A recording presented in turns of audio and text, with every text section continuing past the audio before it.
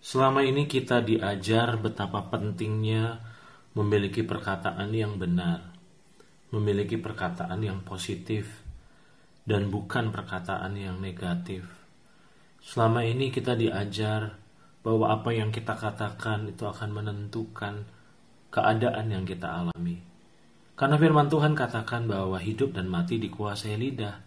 Siapa suka mengemakannya akan memakan buahnya.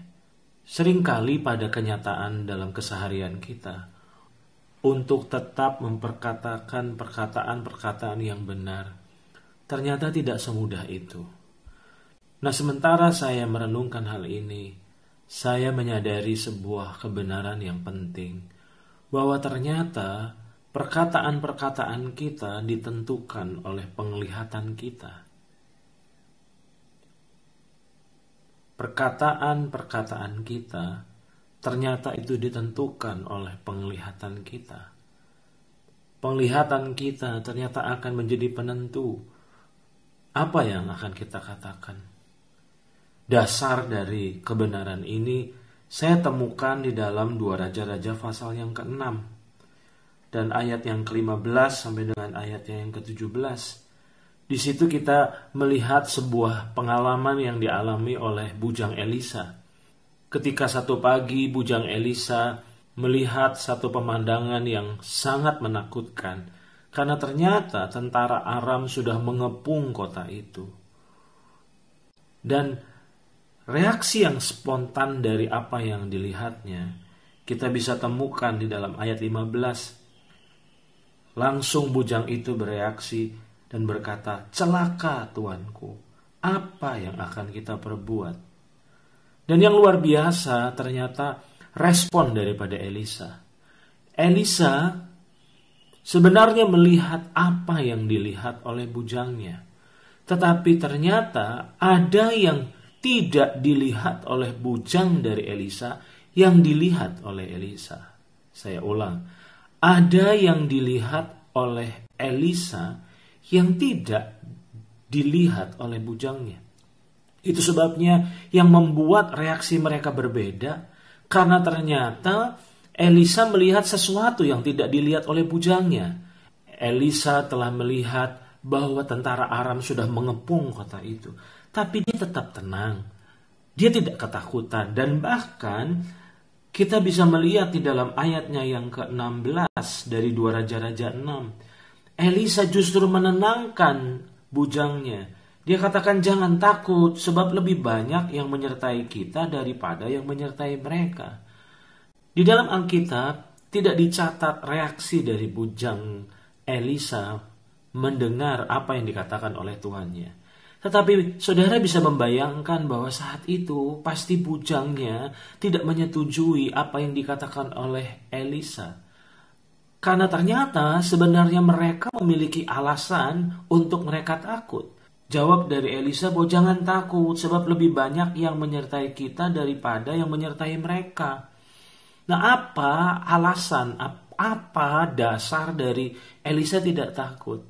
Karena ternyata Elisa melihat apa yang tidak dilihat oleh bujangnya. Dan saat itu kita temukan di dalam ayat selanjutnya, yaitu ayat 17, bahwa ternyata Elisa mulai mendoakan bujang ini. Dan dia berdoa, "Ya Tuhan, bukalah kiranya matanya supaya ia melihat." Itu sebabnya Elisa menyadari bahwa ternyata bujang ini membutuhkan sebuah penglihatan. Dan penglihatan yang dimaksud bukan penglihatan mata jasmani, tetapi ternyata Elisa sedang mendoakan untuk Tuhan membuka mata rohani dari bujang ini. Dan yang mengejutkan bujang itu, Tuhan menjawab doa Elisa ini dengan membuka mata bujang itu sehingga ia melihat. Dan apa yang dilihatnya yang sebelumnya dia tidak lihat. Tampaklah gunung itu penuh dengan kuda dan kereta berapi sekeliling Elisa. Dan ternyata saat itu bujangnya baru sadar. Inilah yang membuat Elisa tidak takut. Inilah yang membuat Elisa tetap berkata yang positif di tengah-tengah keadaan yang sangat negatif saat itu. Karena ternyata Elisa melihat apa yang tidak dilihat oleh bujangnya. Hari ini, di masa-masa sulit ini, seringkali kita mendoakan banyak hal. Kita mendoakan perlindungan Tuhan, kita mendoakan berkat Tuhan, kita mendoakan supaya Tuhan mengubah keadaan yang buruk menjadi baik. Kita mendoakan hal-hal, kita mendoakan supaya Tuhan mengintervensi, supaya Tuhan menyatakan kuasanya, pertolongannya di masa-masa ini. Tetapi sadarkah kita bahwa sebenarnya yang kita butuhkan bukan hanya itu, tetapi ada satu yang seringkali kita tidak menyadari bahwa ternyata ini adalah kebutuhan kita, yaitu mata hati yang terang.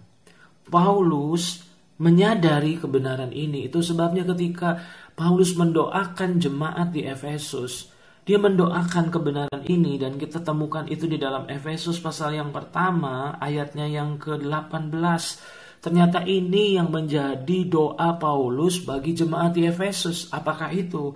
Dia katakan, dan supaya ia menjadikan mata hatimu terang, agar kamu mengerti pengharapan apakah yang terkandung dalam panggilannya, betapa kayanya kemuliaan bagian yang ditentukannya bagi orang-orang kudus, dan betapa hebat kuasanya bagi kita yang percaya sesuai dengan kekuatan kuasanya.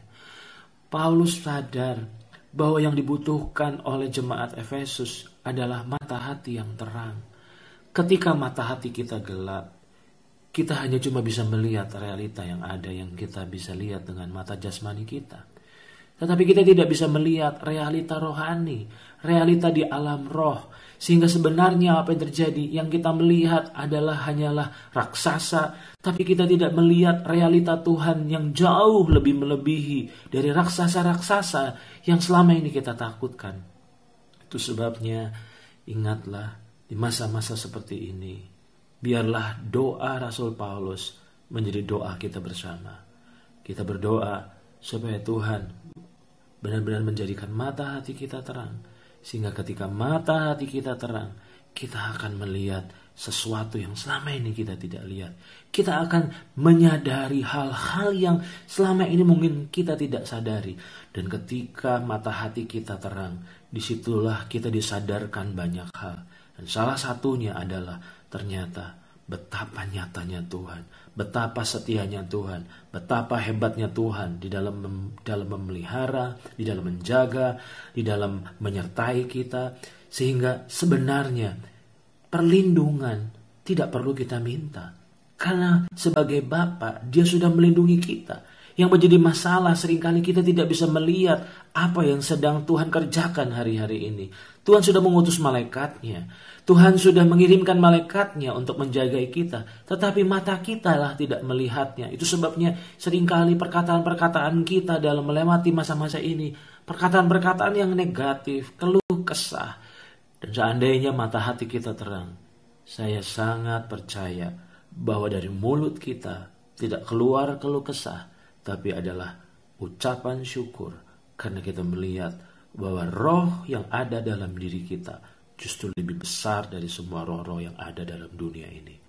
Biarlah realita Tuhan menyadarkan kita bahwa sebenarnya kita tidak pernah sendirian, dan selalu Tuhan bersama kita, membackup kita, melindungi kita, menjamin kita, sehingga sebenarnya kita tidak perlu khawatir dalam melewati hari-hari ini.